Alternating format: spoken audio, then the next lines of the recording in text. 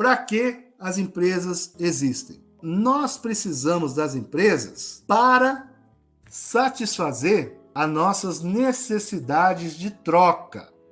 Desde os tempos antigos, nós não tínhamos a capacidade de produzir ou obter todas as coisas que a gente precisa. Então, por exemplo, a pessoa tinha lá uma vaca que produzia leite e ela precisava de arroz, precisava de uma outra coisa. Então, nesse processo, ela fazia ali uma troca. Esse sistema de troca é chamado aí de escambo. Então, desde os tempos antigos, havia ali essa necessidade da troca, né? Nós temos necessidades, nós temos desejos e, inicialmente, para atender a essas necessidades e desejos, a gente precisava trocar as coisas. Nesse meio tempo, surgiu o dinheiro. Então, qual é o papel do dinheiro? O dinheiro, ele facilita o processo de trocas. Por quê?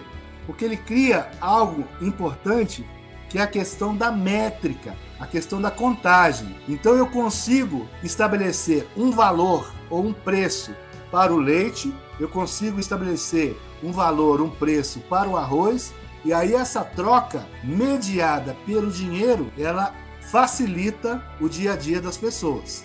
Então, a questão do dinheiro veio para facilitar essa questão das trocas. Bom, se a empresa serve para ajudar no atendimento das necessidades, né? Como que a gente faz para atender a necessidade das pessoas?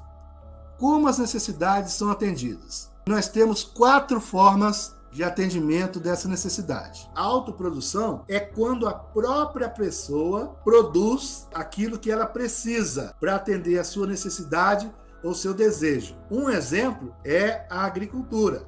Uma segunda forma de atender a necessidade, a qual eu não aconselho ninguém a fazer, mas ela existe, né? É a coerção. Infelizmente, muitas pessoas tentam satisfazer a sua necessidade através da força, da intimidação ou ameaça. Mas nós não devemos fazer isso. Isso é crime. Muitas pessoas, infelizmente, tentam satisfazer a sua necessidade por meio da coerção, ou seja, obtendo as coisas através de intimidação, força ou ameaça. Terceira forma de atender a necessidade é através do que a gente chama de apelo ou súplica. O que é o apelo ou súplica? É você implorar, insistir para a pessoa fazer algo, né? Por exemplo, comprar um produto, e aí ela acaba insistindo tanto que você acaba adquirindo aquele produto mesmo contra a sua vontade. Nós precisamos de um processo de vendas na forma que realmente haja um negócio chamado troca. Tem que existir um negócio chamado troca. Então, o verdadeiro vendedor é aquele que reconhece a necessidade do seu cliente e estabelece essa relação de troca. Então, o que é essa relação de troca? A relação de troca, ela é quando eu tenho pelo menos 2 partes envolvidas. Por que pelo menos 2? Porque se tiver uma pessoa só, vai ser a autoprodução, que a gente já comentou. Ela mesma vai produzir a sua necessidade.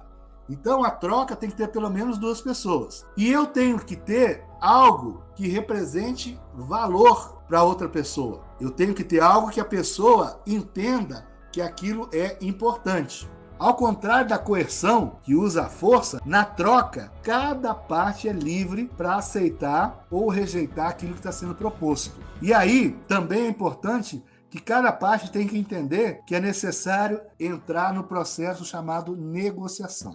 Uma empresa séria, uma empresa que quer ser relevante no mercado, diante dessas 4 formas, ela tem que ser capaz de usar essa última, que é a troca. Então, a autoprodução é quando a própria pessoa produz sua necessidade. A coerção, ela usa a força, não é interessante, né?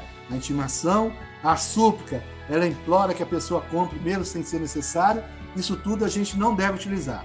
Nossas empresas e no nosso dia a dia, nós temos que privilegiar a questão da troca. Esse é o mecanismo que as nossas empresas, que nós temos que defender nas organizações e no nosso dia a dia. Então, nós já conseguimos responder que as empresas elas existem para satisfazer as nossas necessidades e os nossos desejos.